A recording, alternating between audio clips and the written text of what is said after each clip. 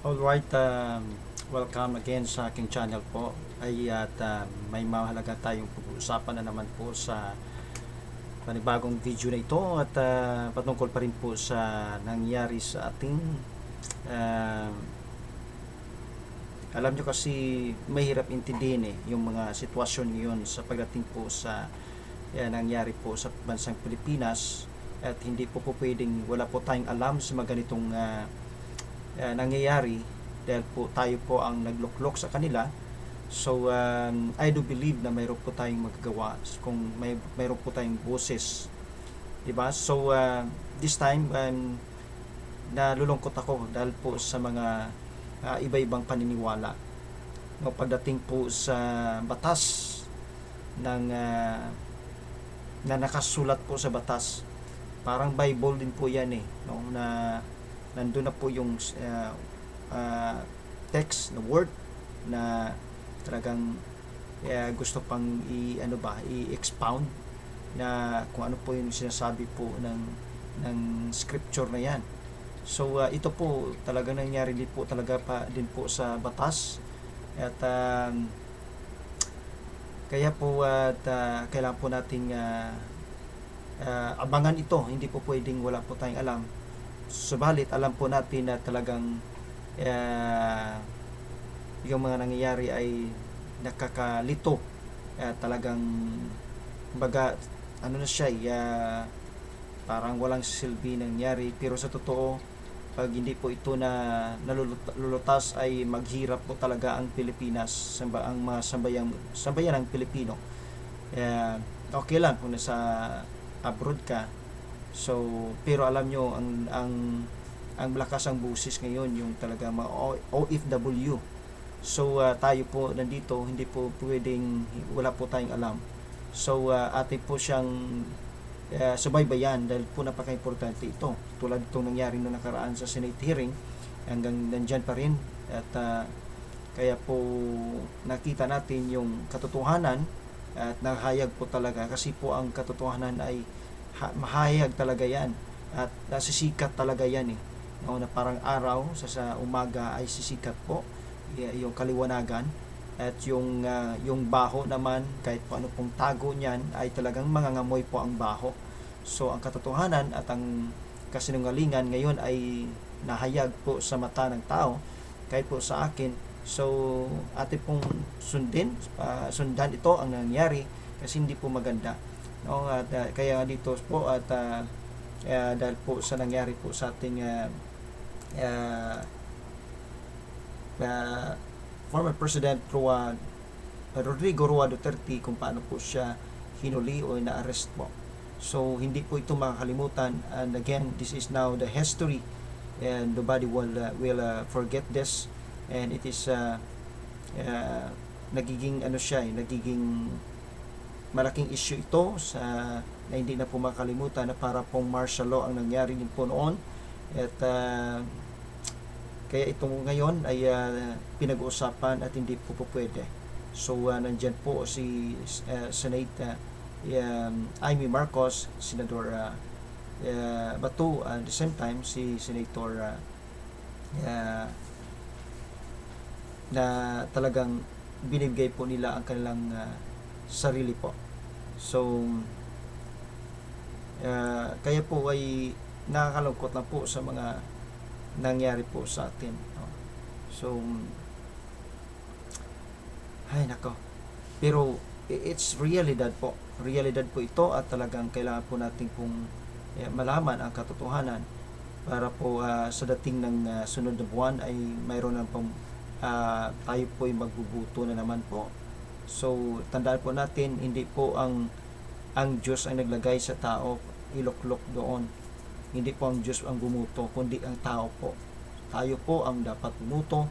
So ay dapat may alam po tayo sa mga ganitong sitwasyon dahil po ang maapektuhan din po ay tayo po, mga taong bayan. So pag nagluklok po tayo ng maling tao dyan sa posisyon ay simpre talagang, lalo na po kung corrupt or yun la iba po yung kanyang interest at hindi po maganda. So kaya po itong nangyari po sa ating former president ay alam po naman natin na maganda po ang kanyang mga proyekto at ay ganun po talaga. Kahit po sa pugo na sinasabi nila. So maraming mga bagay kasing mahirap po siyang intindihin dahil po sa batas o sa tao, na kung batas lang po talaga ating susundin, ay maging maayos po talaga ating Pilipinas, kasi yan po ang nagbibigay po sa atin ng way na paano po tayo mamuhay ng tama. So kaya lang po mayroon naman po nagdadagdag ng mga batas na hindi naman po talaga kapakinabang po sa atin, no? Katulad po nangyari sa taxis, that 12% VAT, talagang nagiging, anyway, another subject po yan, pero pag-usapan po natin dito na patungkol po sa kay iba ang pananaw ni SOG, no, sa Boying Rimulya sa batas. Kaya ito pong nagkaroon po ng debate nung nito lang nang nangyari ng last na Senate hearing, at talagang maraming naiinis at maraming sumisigaw na i-contempt na po. Kahit sino nga naman, di ba? Kahit pa ako ay talagang i-contempt na. So iwan ko kung mayroon pa pong next na hearing yan, na Senate hearing. So dahil po nagka-problema ngayon ang ating Senate sa gitna po ni Senador Amy Marcos at ni Senator Escudero po. So nakakalungkot na po talaga sa mga ganitong sitwasyon. Kaya hindi po papipirmahan yung sa Buena, hindi po dumating. So dapat isa po na po yun. So ang lahat na yung mga naimbitahan. So ngayon ito po, at kaya nga dahil po iba ang pananaw ni SOG, no, ni Boying Rimulya sa batas, ay pero wala po siyang lusot. Okay, so tingnan natin yung video reaction na ito na ating pong panoorin sa ngayon. Okay, unahin mo natin si SOG Boying Rimulya sa kanya pong pananaw, sariling pananaw po sa batas, kaysa kaya former Supreme Court Justice Adolfo Alcona. Okay, so pero sir, ito very clear man sir, ako hindi ako abogado, ikaw abogado ka ha, pero ako I just don't want to be emotional of everything. Gusto ko lang talagang para malaman natin itong totoo dito. Ito very clear, hindi naman na ang surrender. Ang hiningi lang nila is extradition with a view to extradition. Yung nga ho, So, sana extradition will fail, sir. Extradition will fail because wala ho kung ako tatanungin niyo, kasi nga wala nga tayong treaty. So kung will fail, will fail. Bakit pa natin sinurrender si Pangulo? Ano ho, yung extradition po nakalagay sa batas, party po ang isang tinitingnan natin. Bansa po ang sinabi, Section 17. Ano ho, kung yung Sir, mga koma nga, Sir, mga koma, nanggagaling ito sa ICC, itong papel ito. pero yung sa Section Nanggagaling. 17 nga, yung ating batas nga, sinasabi nga, dahil sa mga koma na yan, ay ang mahalaga, state party po ang mag-a-apply ng extradition. Wala ho tayong treaty sa state party o sa ICC, kasi nga inatras po ng So President bakit pa natin sinurrender? Bakit pa natin kasi yun po yung sinasabi ng Duterte? batas may surrender. May Yun po yung surrender. sinasabi. Opo. Ayun, that's what the law says. The law may be harsh, but it is the law. yun po ang sariling pananaw ni ni SOG Boying Rimulya sa kanyang pananaw po. So dahil po sa walang treaty daw, mas maigi pa daw yung sabi niya kung yung video na doon ay mas maigi pa daw na hindi inalis ni former President Duterte sa ICC. So mayroon siyang sariling pananaw doon, kaya yung sinasabi po treaty, kaya sabi nga ni Senador Bato ay abogado ka sir ako hindi ako abogado, just like me too, diba? Hindi tayo abogado, pero naunawaan natin kung ano po talaga yung sinasabi ng batas. na hindi mo na kailangan pong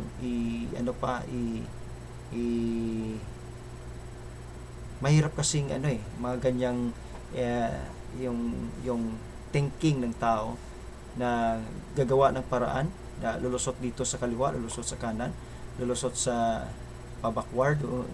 So napakahaba po ng Senate hearing ng kanila pong ginawa.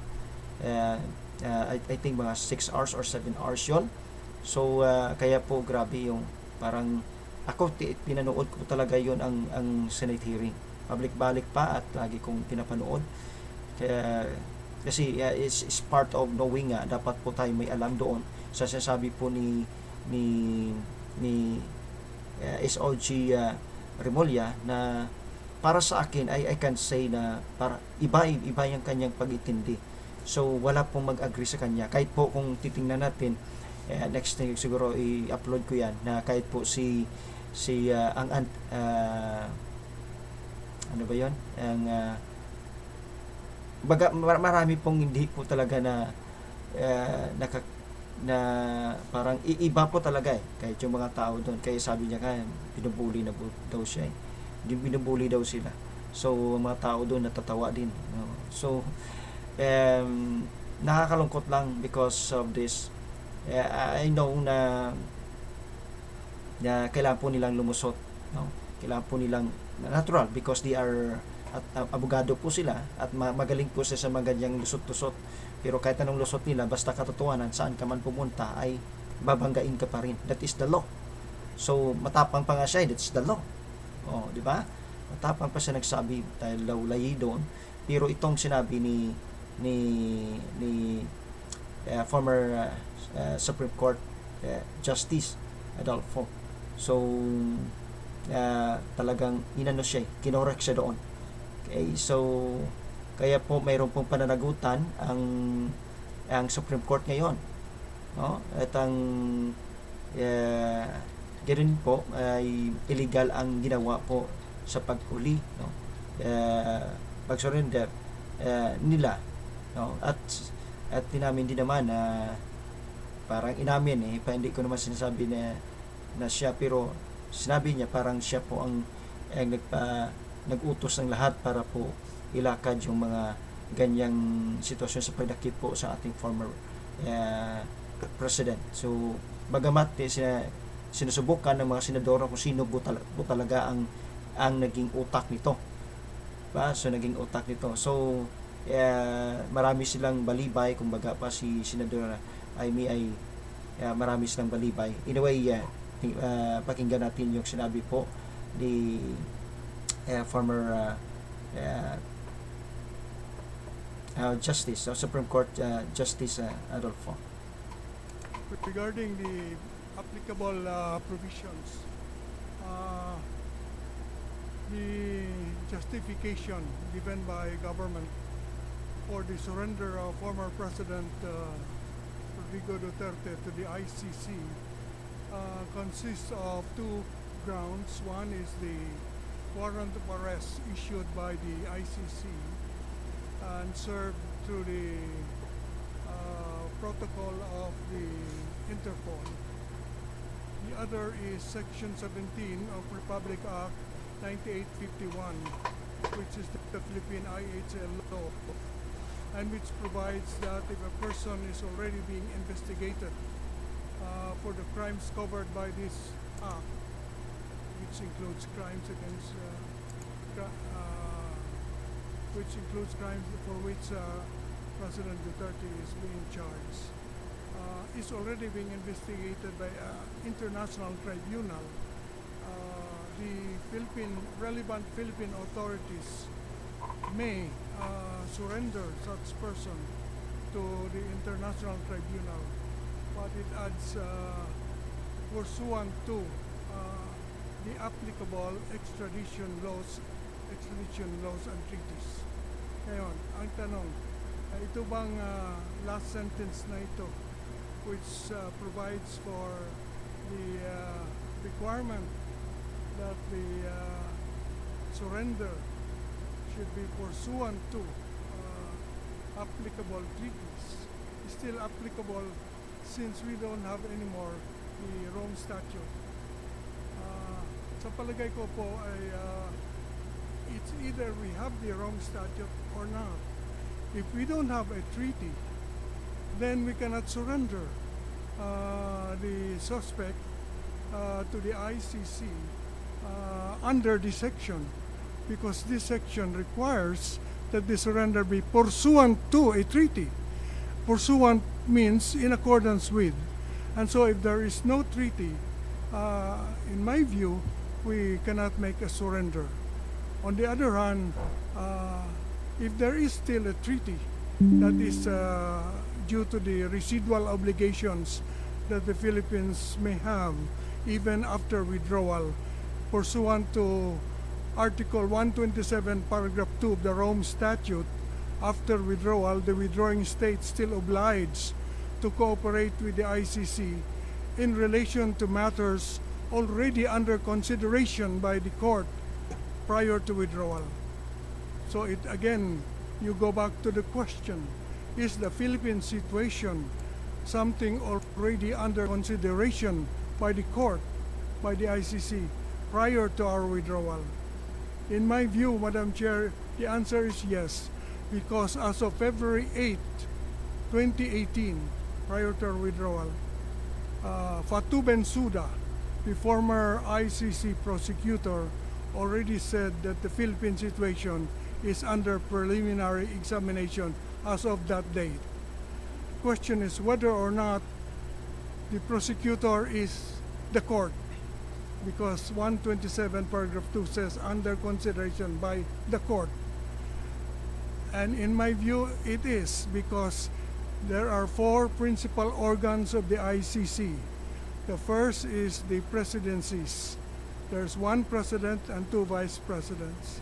The second are the judicial divisions. The third is the office of the prosecutor. And the fourth is the registrar. So the office of the prosecutor is part of the court.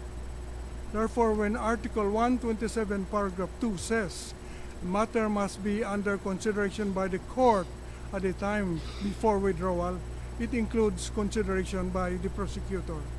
And so therefore, I believe we have residual obligations even after withdrawal. Question therefore is whether or not the warrant of arrest issued by the ICC after our withdrawal is something we have to cooperate with under 127 paragraph 2. In my view, yes. And therefore, in my view, the warrant of arrest is legal. However, I believe that the surrender is not, because the surrender must be pursuant to a treaty, and therefore our own law, Section 17 of Republic Act 9851, brought back the Statute of Rome, even after withdrawal, because it requires that a surrender must be pursuant to the applicable treaty. And therefore, in this case, the applicable treaty remains the Statute of Rome. And thus, we have to follow Article 59 of the Statute of Rome, which requires that the custodial state, namely the Philippines, must first bring the arrested person to a local court to determine two things: whether or not the person is really the one named in the warrant.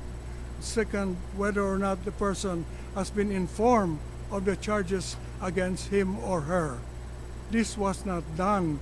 Therefore, there was, in my view, a violation in the act of surrender. However, Madam Chair, this is in the forum of the Philippines, but in the forum of the ICC, different rules apply. The rule in international law, Madam Chair, is that procedural laws are governed by the forum. So procedural safeguards are applicable only to the forum. If the Philippine Bill of Rights, for instance, which says that no person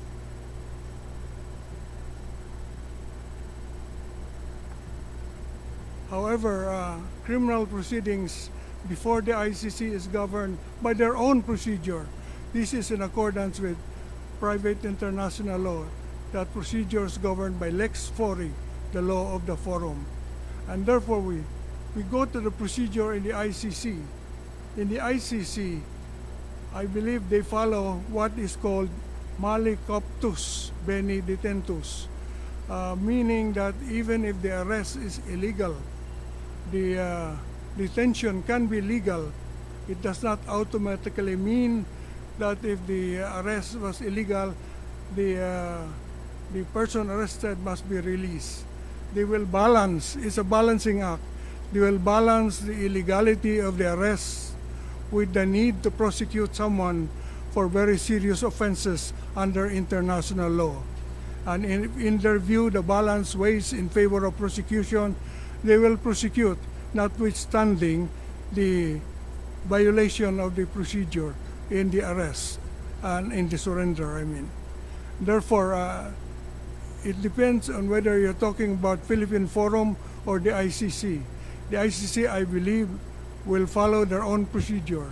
Whereas in the Philippines, as it is now pending in the Philippine Supreme Court, in my view, there is a violation and there will be consequences for that violation. Thank you, Madam Chair. Thank you very much, Justice Ascuna. As usual, All right, yun po. At maliwanag po yun, di ba? Yung sabi ni Remulla kanina patungkol po sa treaty. So, ipinaliwanag yan ni Supreme Court, former Supreme Court. At narinig natin kung ano po yung ganong way. So at least ang sabi lang kasi ni Supreme Court, former Supreme Court is Adolfo is meaning ano lang, balance ba? Balance. So kaya ang sabi niya is yung pag-surrender kay former President Rodrigo Roa Duterte ay illegal. No? Tapos yung Supreme Court ngayon na hindi po umaksyon ay mayroon pong consequences yan na mangyari. May consequences. Tama po yun. And I do believe, sabi ng Bible, you will reap what you sow.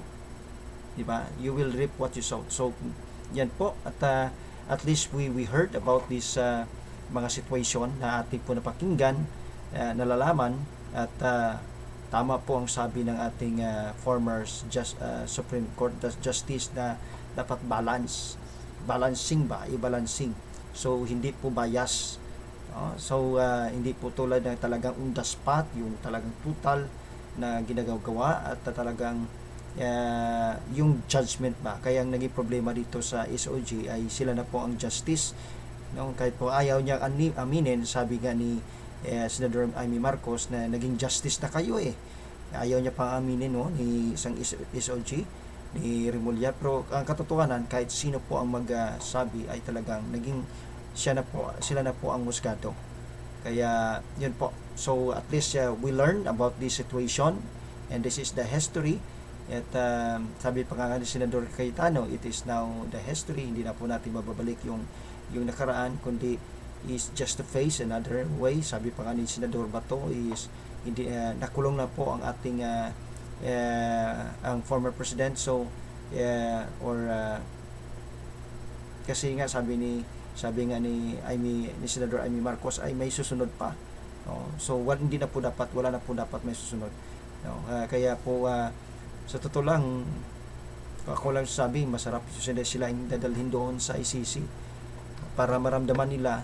Kasing batas naman natin dito may proseso po talaga. Hindi ito po tulad ng international court.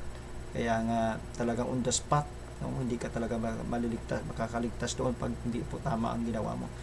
Pero at least I believe this 90% po have a great chance po ang ating former president dahil po siyempre susumiti ng ating yung mga abogado ni according to them ni former president ay illegal ang pagkahuli. So accept yan ng ICC at according to former Supreme Court Justice, kaya po talagang kailangan po may balance po. Okay, so at least we'll learn for this, and kahit po sinong tao na natuto po sa extraordinary or sa judicial law. Natuto po tayo sa mga ganyang kaso. At least kahit hindi po tayo abogado, ang ngunit po ay natututo po tayo. So, ang sabi nga, welfare pa nga pa, welfare, ba't yung pinahuli, ba't yung hinuli, ba't yung dinala doon, sabi pa ni Senador Bato. So, diba? So, even si Senador Amy, ay nako, siyempre si Senador Amy po, hindi mo basta-basta yan, then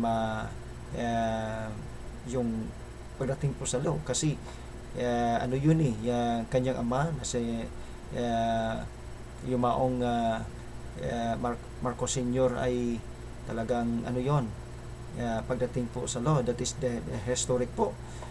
Nung siyang naging abogado po sa kanyang sarili, kaya doon po siya sumikat, ang ating yumaong Marcos Sr. Kaya nga kung tatanungin nyo, dapat pala si Amy Marcos yung inintroduce na maging presidente, hindi po si Marcos Jr. I'm sorry, but we respect him, pero nakalungkot lang because they never respect our former president. So I hope na makakauwi po, bring back home our former president, because he is already 80 years old na po. So marami po naging emosyonal na mga Filipino dito, pero sana po ay magiging maayos din po ang ating sitwasyon. Sana po ay maging successful ang labanan nito sa this coming September sa ICC. So let's pray one another at pagpalangin po natin ating Pilipinas, dahil po magulo na po, lalo na po may trade war na naman, no, sa na pinatong po na ginawa po ng US ni President Trump. So halos po tayo apektado ang buong mundo sa nito, so kahit pong Pilipinas. So alright, dito na lang po, at maraming salamat po sa pakinig, at see you again for the next video. Huwag pong kalimutan mag-like, mag-subscribe at mag-comment po sa video nito, at kung ano pong inyong mga saloobin. I will respect it, and may the Lord bless you all. Pagpalain po tayong lahat sa pangalan po ng ating Panginoon, in the name of Jesus Christ. God bless you all. Maraming salamat po. Bye bye everyone. See you in the next video na ating pong pag-uusapan. Okay? Bye bye.